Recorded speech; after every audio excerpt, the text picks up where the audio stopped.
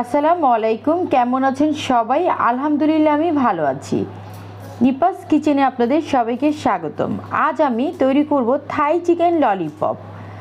থাই chicken lollipop তৈরি করতে আমার কি কি উপকরণ লাগছে চলুন যে দেখি। মুরগির বুকের মাংস 250 গ্রাম, সয়া সস 1 টেবিল চা চামচ, কালো গোলমরিচ গুঁড়ো আধা চা চামচ, কাঁচামরিচ 3টা, লবণ স্বাদ মতো, লেবুর রস 1 টেবিল চা চামচ, কর্নফ্লাওয়ার 2 টেবিল চা চামচ। এখানে আমি আদা টুকরো করে নিয়েছি 3 টেবিল চা চামচ পরিমাণ, আর রসুন নিয়েছি আমি 3 কোয়া। থাই পাতা প্রয়োজন মতো, থাই পাতাগুলোকে আমি লম্বা লম্বা টুকরো করে কেটে নিয়েছি। তেল 3 টেবিল চা চামচ। চলুন তাহলে আমরা শুরু করি। আমি একটা ব্লেন্ডারে জগ নিয়ে নিয়েছি, জগের মধ্যে দিয়ে দিব টুকরো করে রাখা মুরগির বুকের মাংস।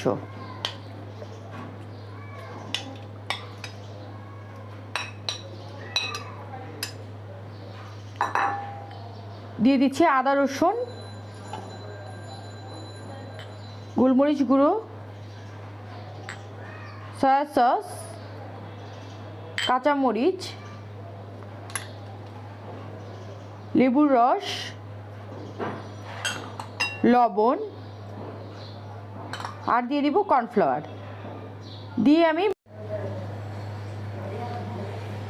এখন আমি সমস্ত উপকরণগুলোকে ব্লেন্ড করে নিব।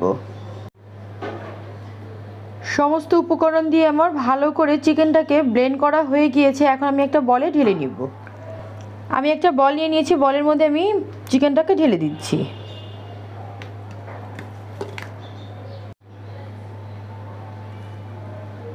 চিকেনগুলোকে আমি একটা বলে ঢেলে নিয়েছি, এখন আমি হাত দিয়ে একটু মেখে দিচ্ছি।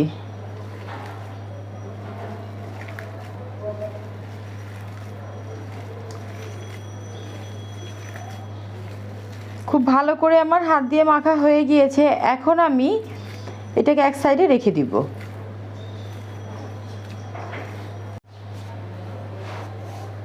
দশ মিনিটের জন্য চিকেনটাকে আমি এক সাইডে রেখে দিয়েছি। এখন আমি যে থাই পাতা রেখেছি সে একটা করে থাই পাতা আমি হাতে নিয়ে নিচ্ছি, আর এখান থেকে প্রয়োজন মতন আমি একটু চিকেন উঠিয়ে নিচ্ছি। আমি একটু আপনাদের দেখাচ্ছি শেপটা কীরকম হবে।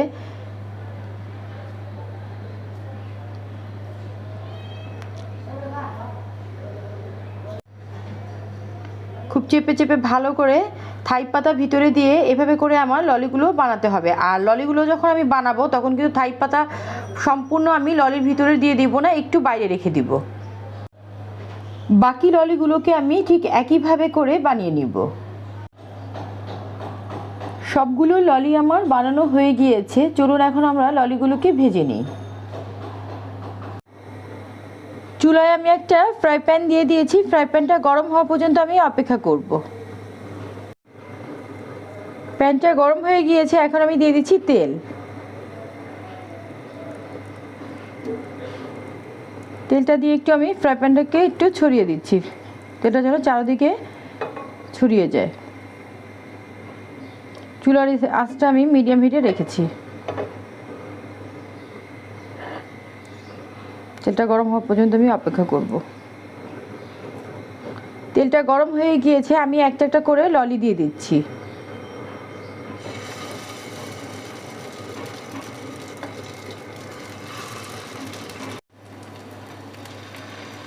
সবগুলো চিকেন ললি আমার দেওয়া হয়ে গিয়েছে। ললিগুলো এক সাইড হলে আমি আর এক সাইড উল্টিয়ে দিব। ললিগুলোকে আমি উল্টিয়ে দিয়েছি, আর ললিগুলোকে আমি ঠিক উল্টিয়ে পাল্টিয়ে এভাবে লাল করে ভেজে নিব।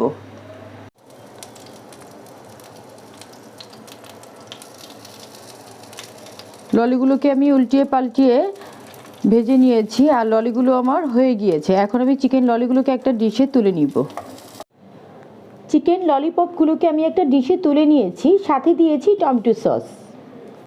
তৈরি হয়ে গেল থাই চিকেন ললিপপ।